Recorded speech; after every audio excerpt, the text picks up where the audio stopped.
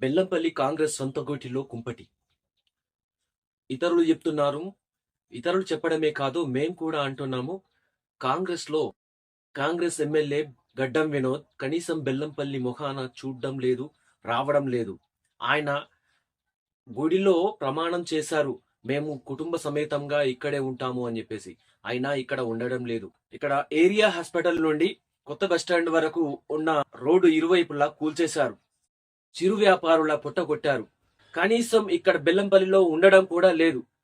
రోడ్లు చెడిపోయినా అంతంత మాత్రంతోని రోడ్లు వేశారు. 2 రోజులకే చెడిపోయాయి. మున్సిపాలిటీ నుండి 2 లక్షలతోని రోడ్లను మరమ్మతు చేశారు. కానీ 2 రోజులకే నాశనమయ్యాయి.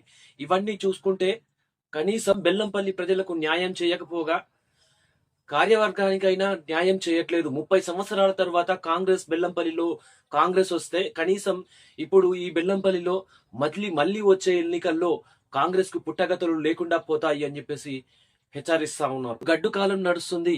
వచ్చే ఎన్నికల్లో కాంగ్రెస్ గెలవడం కష్టమే అంటున్న కాంగ్రెస్ కార్యకర్తలు. మరి దీనిపై 2 లక్షల రూపాయలు శాంక్షన్ చేయడం జరిగింది.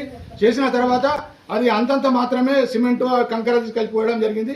2 రోజులకే అది వర్షం పడ్డది, అది మొత్తం కొట్టుకుపోయినా కూడా దీన్ని పట్టించుకునేటువంటి లేడు. బెల్లంపల్లి నియోజకవర్గంలో మన గౌరవనీయులు పెద్దలు శాసనసభ్యులు గడ్డం వినోద్ గారు ఫస్ట్ గుడిలో ఏ ఎమ్మెల్యే కూడా ఇక్కడ వరకు ప్రమాణం చేయలేదు. దేవుని మీద సుభాష్ నగర్ గడ్డ పైన ఉన్నటువంటి వెంకటేశ్వర స్వామి టెంపుల్ దగ్గర ఆయన యొక్క బాండ్లు రాసుకొని నా మీద వచ్చే అపవాదాలు ఇవన్నీ తప్పు అని చెప్పేసి నా కుటుంబ సభ్యులు, నా సతీమణి రమాదేవి, నా కూతురు, నా యొక్క పరివారం అంతా బెల్లంపల్లికి ఉండి సేవ చేస్తామని చెప్పడం జరిగింది. అది అందరికీ తెలుసు.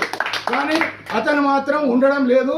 ఎందుకంటే కాంగ్రెస్ పార్టీ గెలవక ముందు మన మీద దుమ్మెత్తి పోసి మన కాంగ్రెస్ అన్ని మనకు చెడ్డ మాటలు చెప్పేసి మమ్మల్ని పరిచయం అవస్థ చేసినటువంటి ఎవరైతే కాంగ్రెస్ పార్టీలో వేరే పార్టీ నుంచి మన దాంట్లోకి వలసకొచ్చిండ్రు, వాళ్ళే ఎక్కడ పడితే ఒక్కడనే ఉండడు, వాళ్ళకే ప్రియారిటీ ఇచ్చుడు, వాళ్ళనే తీసుకొని ప్రోగ్రామ్స్ చేసుడు అనేది జరుగుతుంది. 34 వార్డులలో కూడా చాలా మంది సీనియర్లు ఉన్నారు. పార్టీకి పనిచేసుకొని పార్టీ యొక్క భవిష్యత్తును కాపాడాలనే ఉద్దేశంతో చాలా మంది ఉన్నారు.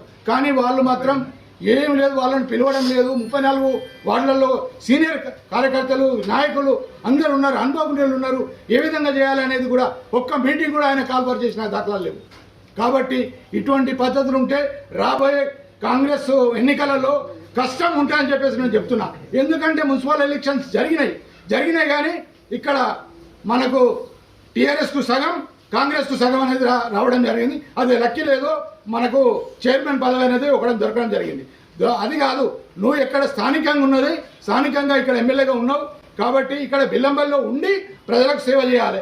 కనీసం నెలకు 30 రోజులు ఒక దినాలు వస్తాయి కాబట్టి కనీసం మీకు అసెంబ్లీ ఉంటుంది, వేరే పనులు ఉంటాయి, ఇంకా సీఎం గారిని కలిసి ఉంటుంది, పిఎం గారిని కలిసి ఉంటుంది, అవన్నీ ఉంటాయి. కానీ కనీసం పబ్లిక్ ఒక 15 రోజులు కూడా మీరు ఇక్కడ కేటాయించిన దాఖలాలు లేవు, ఉండడం లేదు.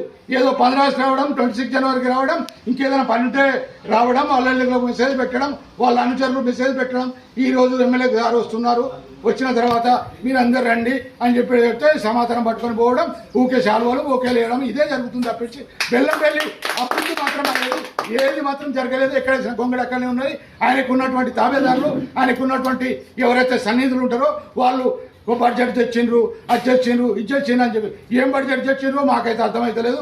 అవన్నీ ఏదో పేపర్లలో రాసుకున్నాడు, దాని మీద స్టేట్మెంట్లు ఇచ్చుకున్నాడు. స్టేట్మెంట్ కాదా ఎమ్మెల్యే సాబ్, మీరు ఉంటే బెల్లం మళ్ళీ ఈసారి గెలవాలని చెప్పి పబ్లిక్ నుంచి మీకు అవేర్నెస్ రావాలి. పబ్లిక్ చెప్పాలి ఈసారి ఉండాలి, వేరే వాళ్ళు అవసరం లేదు, మాకు గడ్డం వినోసారి కావాలి అని చెప్పి చెప్పాలి. అలాంటిది ఏం లేదు. ఎందుకు గెలిపించుకున్నామని చెప్పి ముందటన్నారు, వెనక నుంచి పక్క నుంచి పోయి అరే ఎందుకు గట్టిగా గెలిపించుకున్నాం. 30 సంవత్సరాల కాంగ్రెస్ పార్టీ చరిత్రలో కాంగ్రెస్ పార్టీకి పట్టం కడితే బీఆర్ఎస్ పాలన ఏ విధంగా ఉన్నదని చెప్పేసి వాళ్ళను గద్దెన దించి మిమ్మల్ని గద్దెనెక్కిస్తే మీరు మమ్మల్ని వేసి ఇక్కడ ఉన్నటువంటి కార్యకర్తలను, నాయకులను గుర్తింపించకుండా వేసి తొక్కుడు తొక్కుతాడు, అందరు పాతాలను పోతారు. అటువంటి పద్ధతులు మార్చుకొని ఇప్పటికైనా కూడా మీరు కాంగ్రెస్ పార్టీలో నిజంగా పనిచేసే వాళ్ళందరినీ తీసుకొని వాళ్ళతోటి సమావేశం పరిచి వాళ్ళందరినీ మమేకం చేస్తే కాంగ్రెస్ పార్టీకి మళ్ళీ టర్మ్లో కూడా మనకు మళ్ళీ జెండా ఎగరడానికి గెలవడానికి మనకు ఆస్కారాలు ఉంటాయి, లేకపోతే కాంగ్రెస్ పార్టీకి పుట్టగతులు ఉన్నాయని చెప్పేసి కూడా నేను కాంగ్రెస్ పార్టీ మైనార్టీ అధ్యక్షునిగా ఒక పౌరునిగా నేను చెప్తున్నా. ఈ మాట మీకు చెడ్డగా అనిపించవచ్చు, మీకు తప్పుగా అనిపించవచ్చు, కానీ నా లోపల ఉన్నటువంటి ప్రజల లోపల ఉన్నటువంటి మాట ఇదే అని చెప్పేసి నేను గంటముకు చెప్తున్నా.